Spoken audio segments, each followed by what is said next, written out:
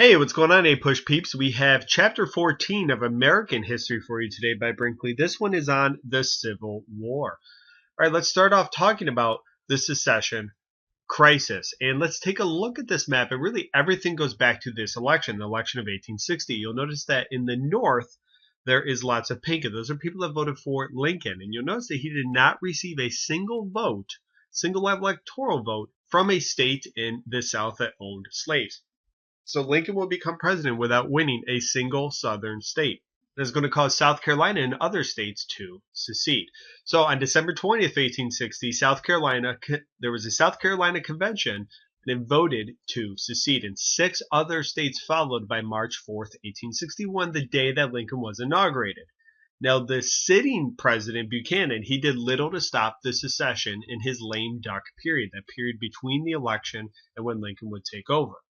So there's this idea tossed around called the Crittenden Compromise, which proposed new constitutional amendments that would guarantee slavery where it is and would reestablish the Missouri Compromise line, that 3630 line, all the way indefinitely. So whether the U.S. currently owned that land or would gain it in the future. So, for example, if the U.S. were to eventually gain Cuba, that is below the 3630 line, so then this line would apply and say that slavery could be legal in Cuba.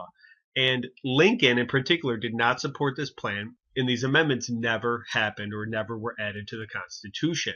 Keep in mind, for Lincoln in the election of 1860, a key part of his platform and the Republican platform was the non-extension of slavery.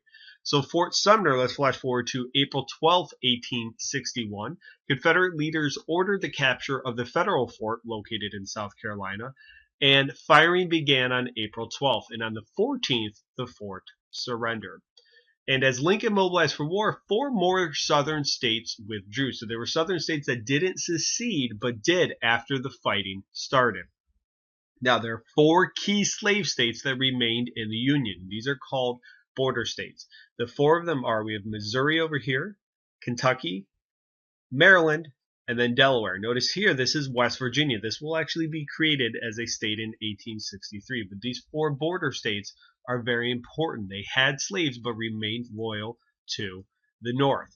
At the beginning of the war, Lincoln fought to preserve the Union, not to end slavery. That does not come until later. So when he was giving causes for fighting the war, he said it was to preserve the Union. So let's talk about the northern advantages. They had a larger population. 2 times as many people lived in the North than the South. The industry and war production was there, heavily favored the North over the South. And they had an advanced transportation system, especially railroads. More of the railroads were located in the North than the South. The South was fighting a defensive war, and they knew the land better. Most of the white population of the South was united, and they had better military leadership. People like Stonewall Jackson and Robert E. Lee. It's important to note, and this is in the new curriculum, that both the North and the South mobilized their economies to fight the war. Both of them did things to contribute to the war effort. So let's talk about the North during this. Well, we have the Homestead Act of 1862, which we'll talk about in future chapters. This provided 160 acres of land for settlers to move west for a small fee after 5 years. We also have the Morrill Land Grant, which was a which gave federal land to states to use for financing education. And this led to new colleges and universities such as Cornell. And tariffs were raised to the highest level in history to that point. Remember that the Republicans controlled Congress. The Republicans want to raise tariffs. Republicans raise. Republicans raise. Railroad subsidies were given for the Transcontinental Railroad, which will be completed in 1869. And that happens when the Union Pacific and the Central Pacific meet. So the government is actually encouraging infrastructure during this time.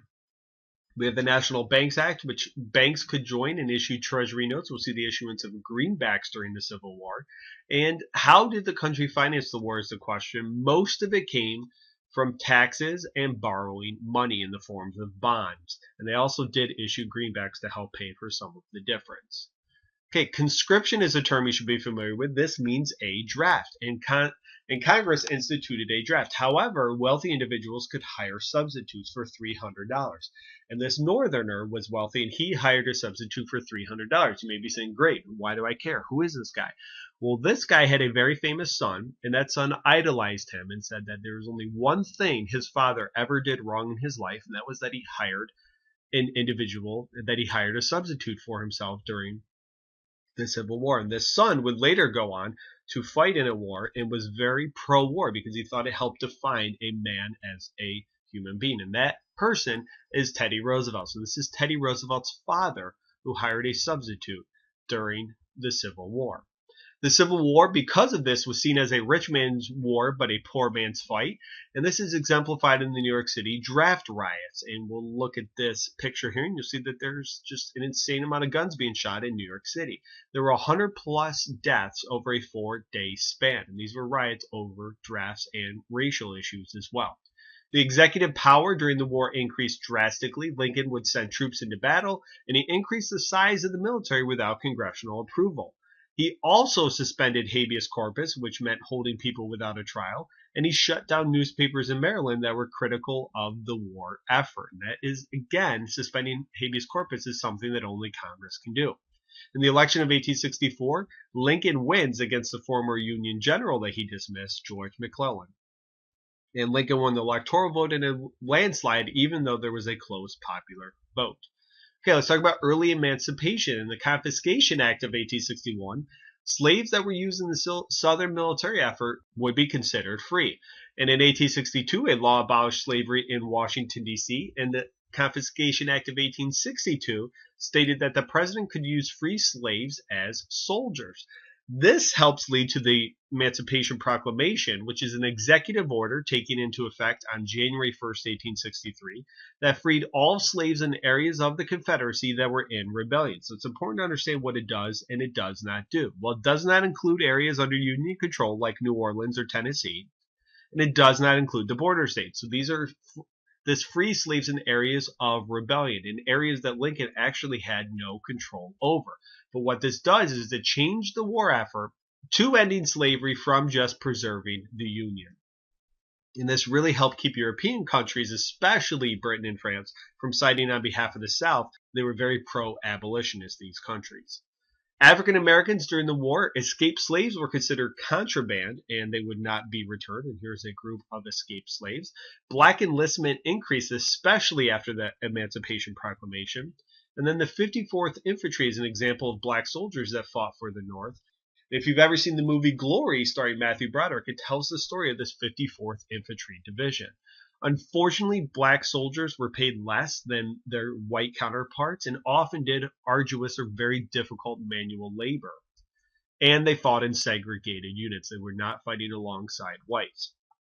We're talking about women in the war. Most women entered nursing. You have the National Women's Loyal League that was founded by Elizabeth Cady Stanton and Susan B. Anthony, and they hoped to eliminate slavery and gain women's suffrage. It's a very key point to know that women were in favor of ending slavery, and they also hoped to gain suffrage not just for African Americans, but for themselves as well. They thought that rights for African Americans would lead to rights for women. Let's talk about the South. Most power, government power, resided in the states. The president was Jefferson Davis, and the vice president was this guy, Alexander Stephens, which we'll talk about again in the next chapter. The Confederate economies, there was no uniform currency system, and this would lead to very high inflation. The value of the dollar fluctuated quite often. The Confederate government authorized the impressment of slaves and a food draft, and the role of Southern women changed drastically. Wives were put in charge of farming as husbands fought, and widowed women had to find jobs to support themselves and families. So societal roles for women changed quite often. Okay, let's talk about strategy and diplomacy. The South had better military leadership than the North than we talked about before. Ulysses S. Grant was not in charge of the war effort until March of 1864. Lincoln would continually dismiss different generals. And the Northern Navy was vastly superior to the Southern Navy. And the North instituted a blockade of the South, which is often called the Anaconda Plan. Because if you look at this here, that looks like a snake, the outline of the blockade. And the Navy aided in transportation of supplies and troops.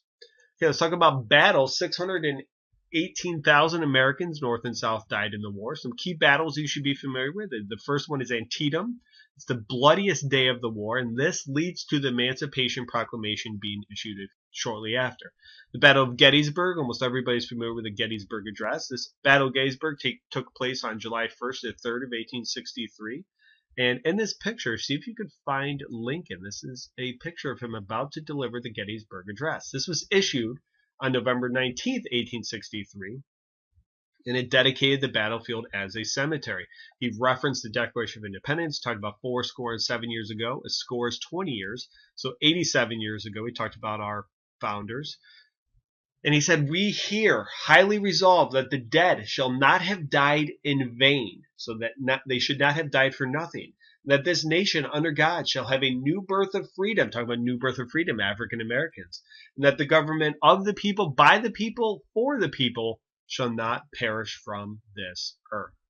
Then also be familiar with Sherman's March to the Sea. This is General William Tecumseh Sherman. He destroyed the land and supplies of the South, and he was known for saying that war is hell. And he would not hesitate to inflict damage on civilians as well as soldiers. The Appomattox Courthouse saw the surrendering of General Lee on April 9th, 1865, and for all intents and purposes, the Civil War is over. All right, guys, thank you very much for watching. Please, if you have not already, subscribe to my channel. If you found this video helpful, please hit the like button. If you have any questions or comments, feel free to leave them in the section below. There is Lincoln shortly before giving the Gettysburg Address. I thank you for your support and for watching, and I look forward to seeing you right back here for Chapter 15. It is on Reconstruction. Have a good day, guys.